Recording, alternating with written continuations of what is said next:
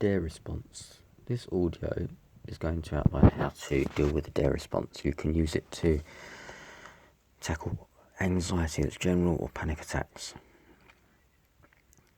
The first thing you must know is that you are safe. You have to trust me when I tell you that. No harm is going to come to you. Anxiety is nothing more than nervous energy in your body. This pulsating energy rises and falls just like waves on the ocean. The waves of anxiety rise up and fall back down again. As unpleasant as they are, they always peak and then subside away. Up and down they go. Once you learn to strip away the fear of these anxious waves, your anxiety will reduce dramatically and you will break free from the hold that it holds over you. That's our goal together. The DARE response is made up of 4 steps. Those steps are diffuse, allow, run towards, and engage. If you're not already familiar with the DARE response, please first read the book DARE. So let's begin. The very first step is the letter D of DARE, and it stands for diffuse. What we want to do is diffuse the build-up of anxious energy by dismissing the fearful what-if thoughts that crowd your mind as soon as you start to feel anxious. Those what-ifs might be, what if I have a heart attack? What if I faint? What if my anxiety gets really bad? What if I lose control or it never gets better? I bet you already know, Tom, what your particular what-ifs are, the ones that really make you afraid. You diffuse those what-if thoughts by responding to them with a firm, so what, or whatever type response. You can make your response even more effective by using strong emotive language, something like, "Oh, who gives a fuck?" This new response of so what, whatever, is the first important step in the DARE response. It quickly disarms the build-up of tension and gets you moving in the same direction as the nervous arousal instead of resisting it. It flips the power back to your rational mind. It's a great start, but you now need to use the next step in the DARE response to release the nervous tension further. The letter A in DARE stands for allow. This step is about learning to allow the anxiety to manifest in whatever way it wishes. You see, when you resist anxiety, you pull against it, creating a further build-up of internal tension, making it harder to discharge. Don't pull away or fight the anxiety. That never works. Turn into it, allow it, move with it. When done correctly, this has a soothing effect on your nervous system, allowing it to desensitize from the anxious state that you've been holding it in. So drop all the resistance and embrace it. You can start to do that by repeating out loud or to yourself, "I accept and allow this anxious feeling. I accept and allow these anxious thoughts. I accept and allow this anxious feeling. I accept and allow these anxious thoughts." Allowing enables you to gracefully move up and over the top of the anxious wave. So no matter what the body sensation or thought is that makes you anxious, you must learn to experience it in the right way. Allow it to be present. Then come to accept it for what it is, nervous arousal and nothing more. This wave of nervous arousal has come.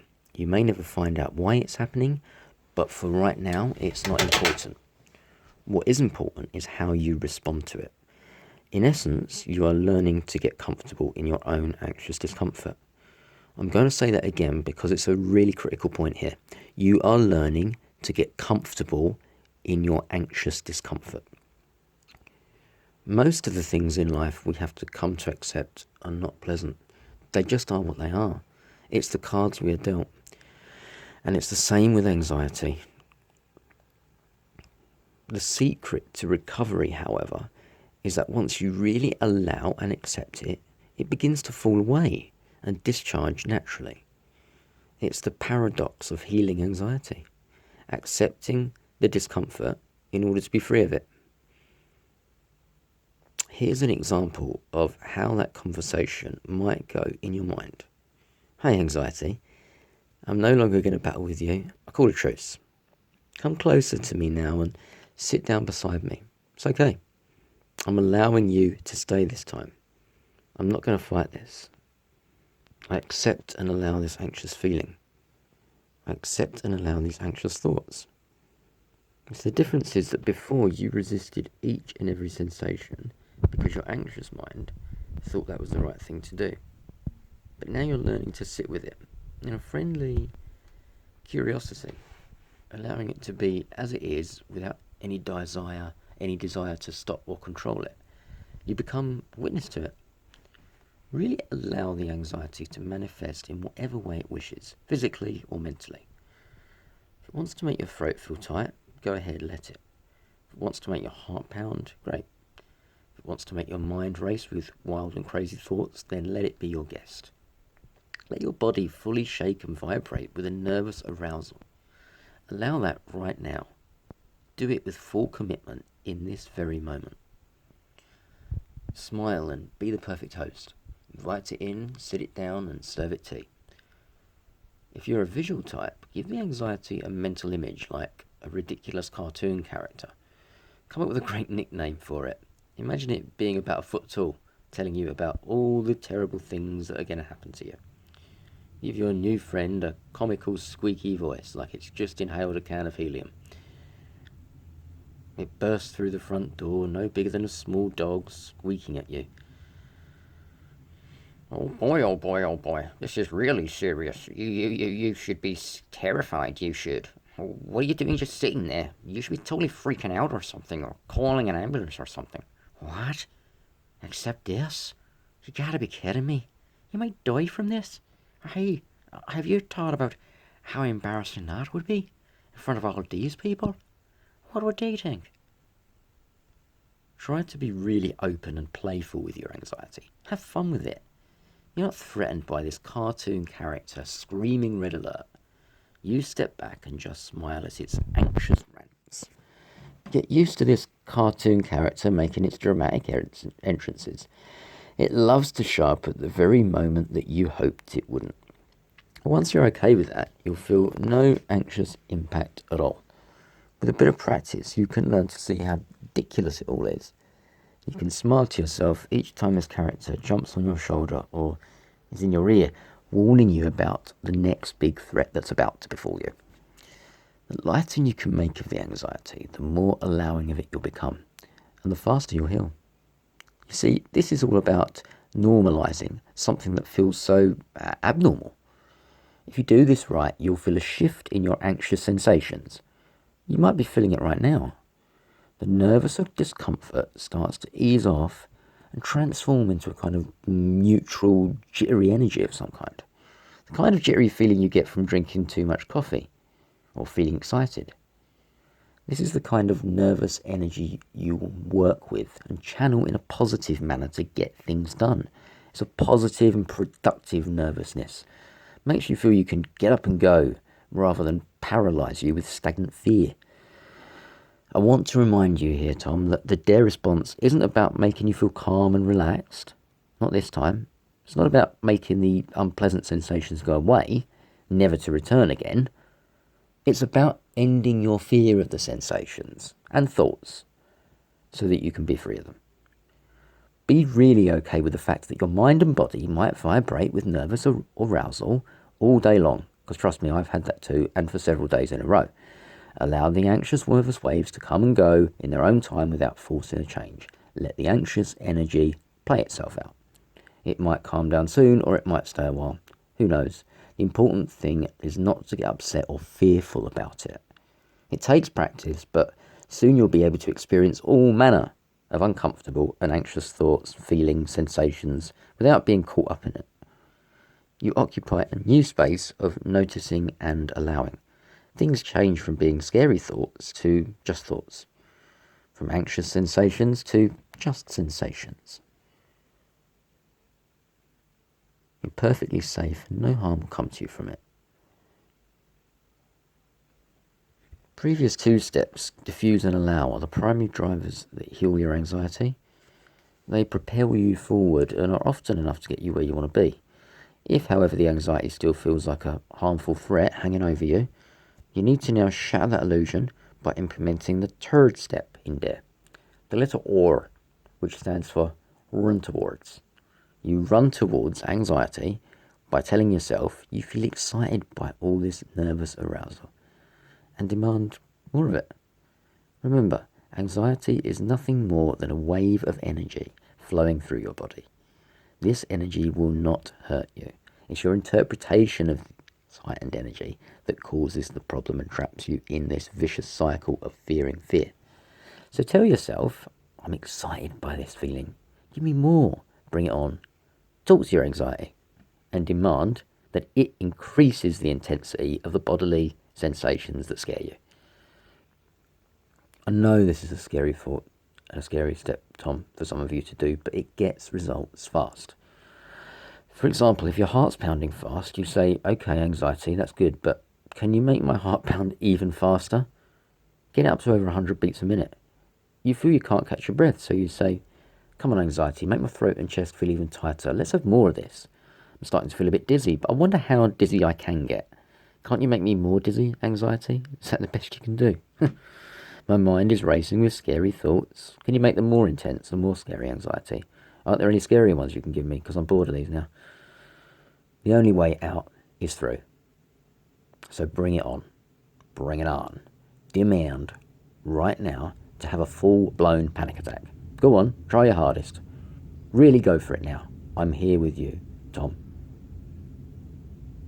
You know, you just can't force it to happen when you really want it to. Do you know why? Because panic attacks live in your fear and resistance of them. When you demand them, they evaporate like the illusion that they are.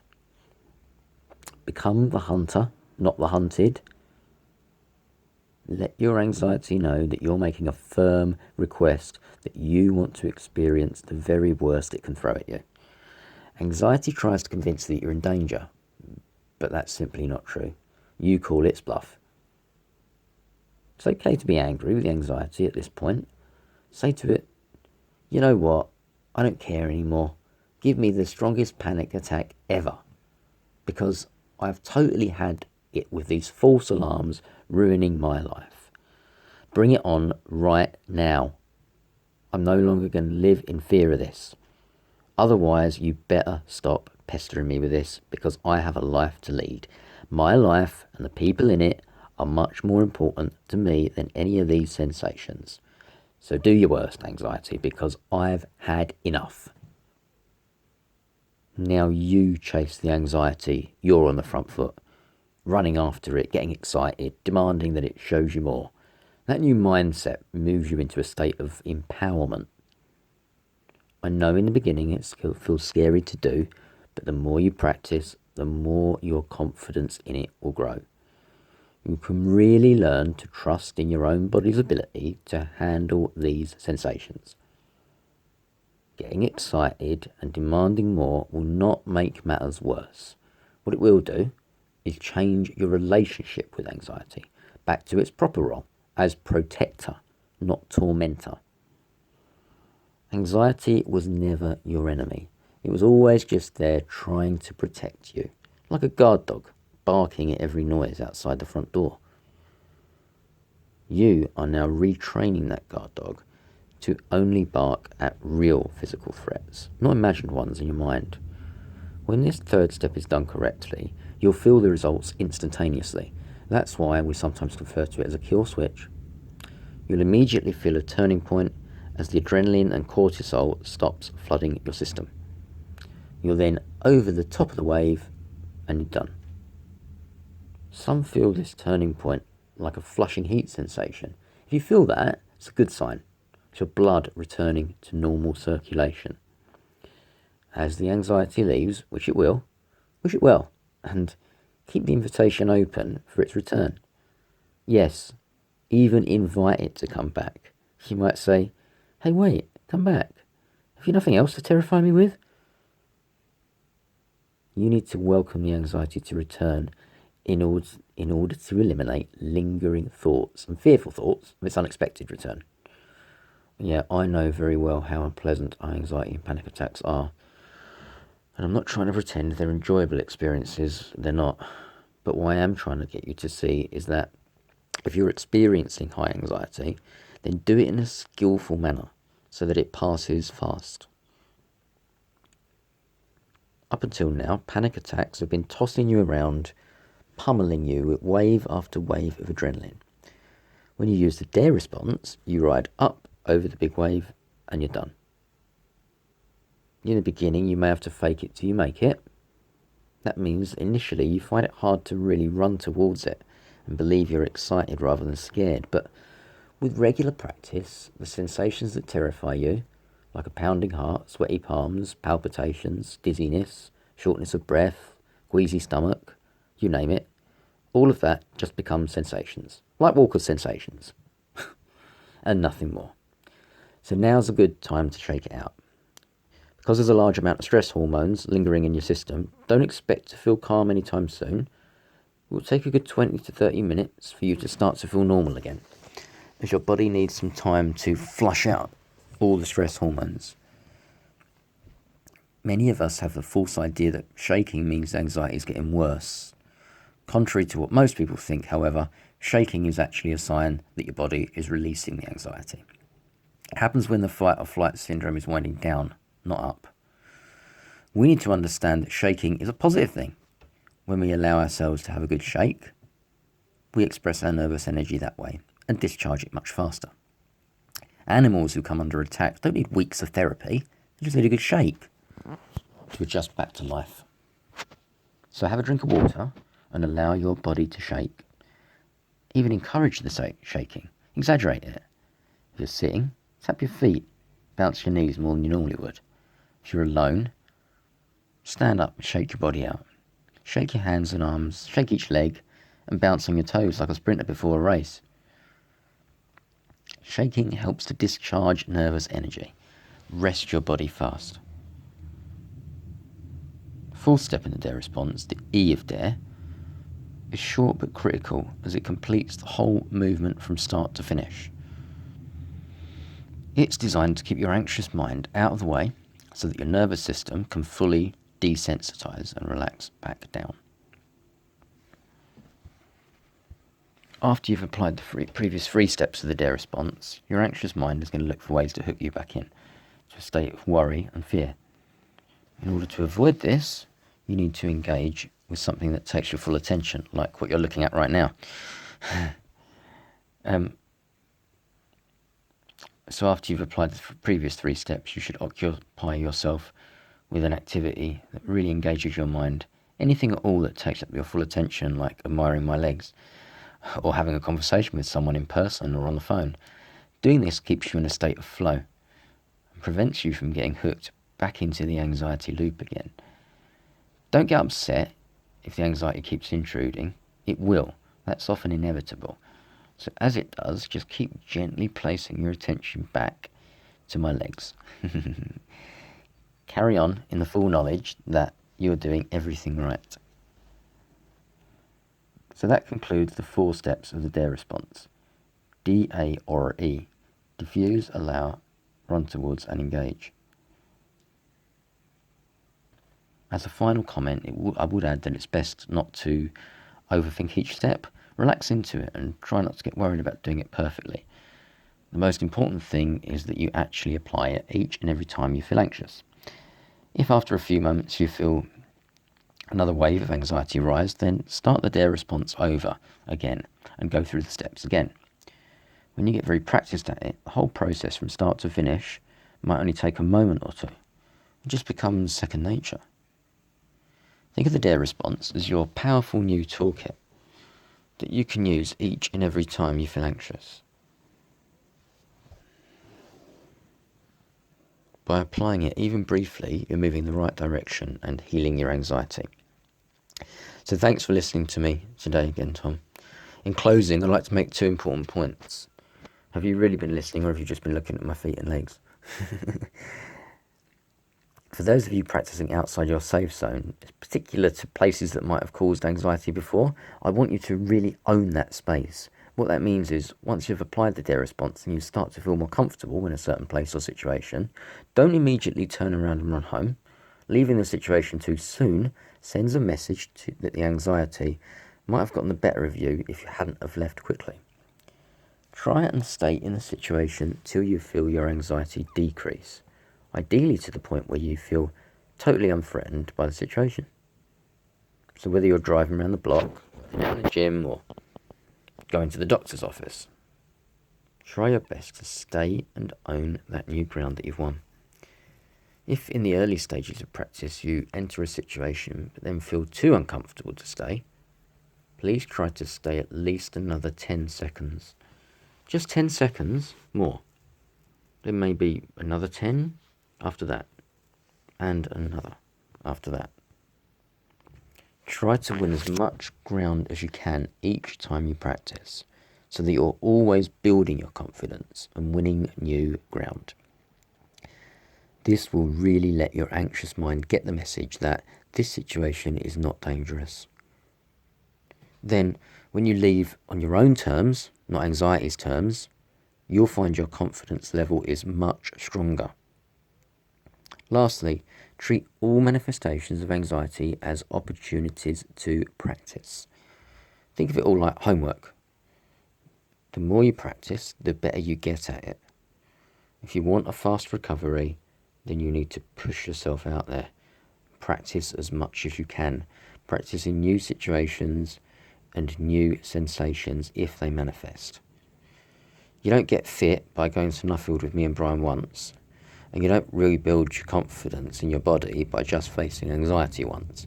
Practice again and again, getting out there, doing this, listening to this, practicing there, enjoying deep release, and of course, getting to Nuffield by yourself with Brian and with me and Brian when possible.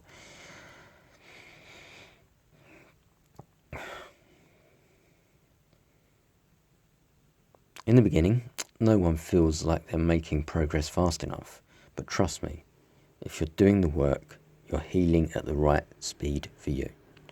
Every time you attempt the DARE response, you move forward. Of course, there will be setbacks along the way, but as long as you understand these setbacks are a key part of the recovery process, you bounce back from them fast. Very soon, one of these mornings, you'll wake and feel like a layer of anxiety has fallen away from your life. Then a few weeks later, another layer will have fallen away, and then another and another. Eventually, you'll be back to your old self. It's not quite the same old you, is it? It's a new, stronger, more confident you that comes about through the mastery of your anxiety. Make a commitment to your freedom. Listen to this audio frequently. Let it really sink in. You know, time is our most precious resource. It's non-renewable. Don't waste any more time of it on anxiety. Life is waiting for you today. I dare you to go out and enjoy it. You've been away too long. And since I met you, whether it's partly my influence or not, I don't want to blow my own trumpet, I think it is, you have really been going out there, getting out there and living life far beyond my expectations of what I thought I would be capable of influencing you to do, but Nuffield in particular, because it's a big commitment, a fairly big amount of money and a 12-month commitment.